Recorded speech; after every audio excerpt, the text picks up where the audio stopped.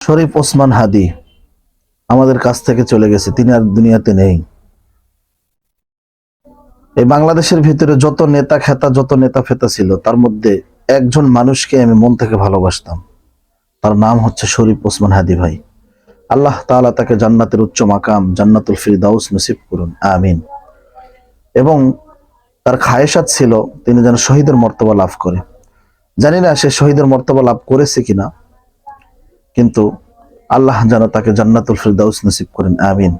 সম্মানিত প্রিয় দিনী ভাই বোনেরা, শেখ মুজিবের খুনিকে বাইরে থেকে লাগাম টেনে ধরে এনে ফাঁসি দেওয়া হয়, আর হাদির খুনিকে দেশে থেকে 3 ঘন্টা 4 ঘন্টার মধ্যে পালিয়ে যেতে সাহায্য করা হয়। তাকে বাইরে থেকে আর আনা যাচ্ছে না। এটা যদি শেখ মুজিবের খুনি হতো তাহলে ঠিকই আনা যেত। আসলে কতটা আমাদের মানে আনসিকিউরিটিতে আমরা ভুগতেছি দেখেন। আজকে হাদি মরেছে, কালকে যে আমি মরবো না, আরেকজন মরবে না, কালকে যে হাসনাত আব্দুল্লাহ মরবে না, এটার কোনো নিশ্চয়তা নেই। তাই আসুন, হাদির হত্যা বিচার যেন বাইপেল ব্রিজের নিচে হয়।